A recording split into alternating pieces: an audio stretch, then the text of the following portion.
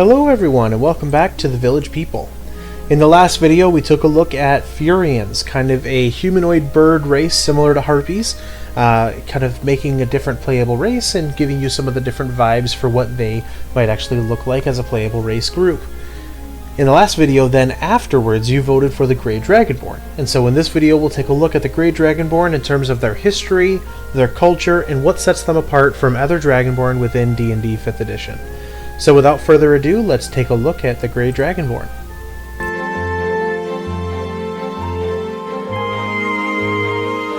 Historically, Grey Dragonborn have existed since the beginning of Dragonborn kind.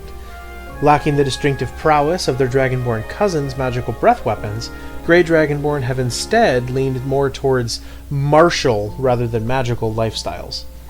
Grey Dragonborn society is organized into reclusive clans, and each clan is dependent on strength, which they prioritize above all other things. These clans, when sought out, can be hired as powerful mercenaries, and these mercenaries form small yet powerful fighting forces that can be used to turn the tide of many a battle. Likewise, these Dragonborn clans are powerful monster hunters, taking down large and dangerous prey simply for the glory of being able to do so.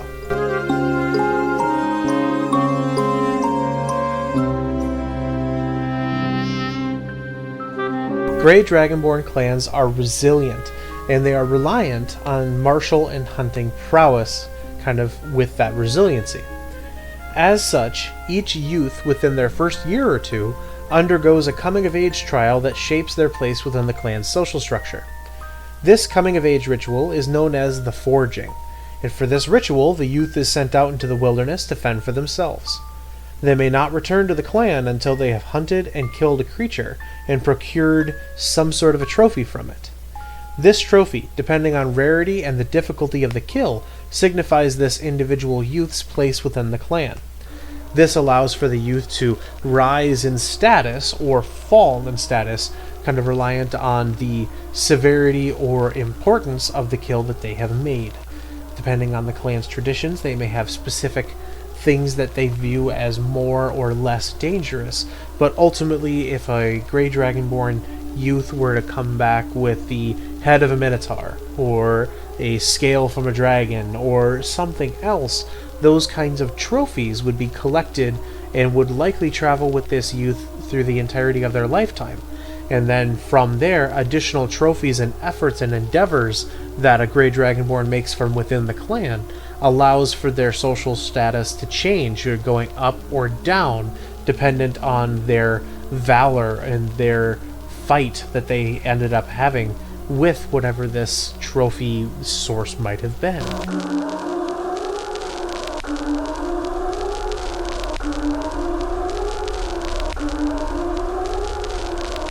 So let's take a look at exactly what sets a Grey Dragonborn apart from other Dragonborn within D&D 5th edition.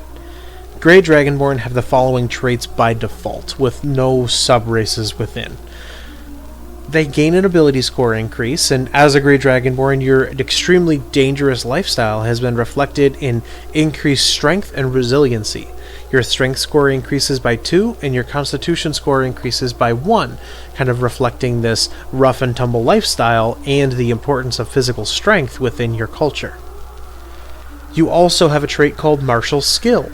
The lifestyle of a Grey Dragonborn has resulted in training with a variety of different weapons, with typically one being favored above all others. You are proficient with martial weapons, and additionally you can choose one of those weapons to gain expertise in. You may add your proficiency bonus twice to any attacks made with that weapon.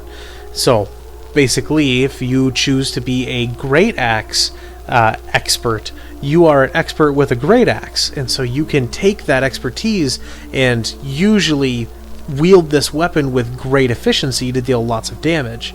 However, you are capable with other weapons as well. You are capable of learning, and weapons and training along those lines comes very easy to you, as being a capable fighter is one of the most important things within your society. Also important within the society is strength over weakness, as we've already said. And fear is especially something that shows weakness. Therefore, over generations, Grey Dragonborn have developed the trait Dauntless Nature. you have advantage on saving throws to avoid the frightened condition, similar to a half-elf's Fey ancestry that allows them to gain advantage on saving throws to avoid the charm condition. A Grey Dragonborn is adept at avoiding fright and fear. Basically, Grey Dragonborn do not flinch easily. You also gain fighting prowess. You have learned to fight almost the minute that you knew how to walk. And so your lifestyle has led you to develop a particular fighting style. And this is here as a trait specifically to help flavor what kind of a fighter your Grey Dragonborn is. You can choose from the fighter class fighting style options. There's archery, defense, dueling, great weapon fighting, protection, two-weapon fighting, those kinds of options there that allow you to flavor exactly what your Grey Dragonborn does and what their place on the field of battle might actually look like, as strength can come in a variety of different forms. It can be jumping in and dealing massive amounts of damage with an axe, or it can be simply standing up and protecting the people around you so that you can work as a team to fight a larger foe. And so protection and great weapon fighting and dueling and everything along those lines tie into how you flavor your Dragonborn for a Grey Dragonborn character. The final trait that a Grey Dragonborn gains is a trait called Primal Ferocity. This is a replacement for a Dragonborn breath weapon. Grey Dragonborn know very well that even unarmed, they have at least a handful of daggers that have been stuck firmly into their jaw. Knowing that their physically powerful and physically terrifying structure of being is a weapon in and of itself, they have learned to, as opposed to having a breath weapon, just use the teeth themselves. When you take the attack action on your turn, you can replace one of these attacks with a Primal Bite attack. On a successful hit, you deal 1d10 piercing damage, and you regain half the total damage as hit points. You can use this Primal Bite attack a number of times equal to your proficiency bonus, and you regain all of these expended uses when you finish a long rest.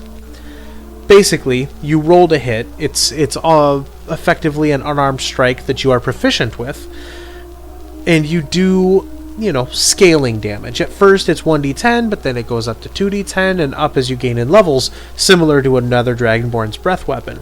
But this is extremely terrifying because it's literally biting into your target and ripping a hunk of flesh out of them to consume and heal yourself, kind of satiating a bloodlust that lies deep within your culture in and of itself, letting that red mist descend and lean into your primal nature.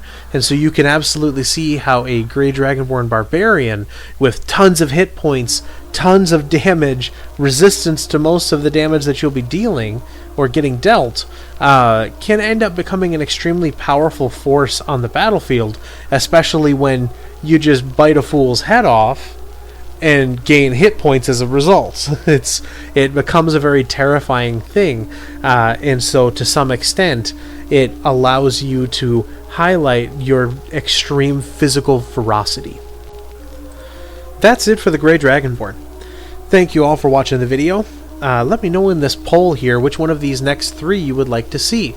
We have the Moonstone Dragonborn. It's kind of a Fizban's Treasury of Dragons companion, another Dragonborn race, but for the Moonstone Dragon. The Cyclopeans, which have kind of been within the poll for a while now, so we'll see if you guys want them or not. But they are kind of a playable race of Cyclops people. And then finally, for the new addition to the poll, is a Deep Dragonborn. Another kind of Dragonborn, I know, but it's kind of another Fizban's Treasury of Dragons companion, kind of an Underdark Dragonborn that's reliant on mushroom groves and other things within there to survive throughout kind of the harsh environment that is the Underdark itself. So, let me know in the community tab what the poll for the week, which one of these races you'd like a video on, and otherwise, thank you all for watching. Be good to one another, and I will see you all in the next video. Bye!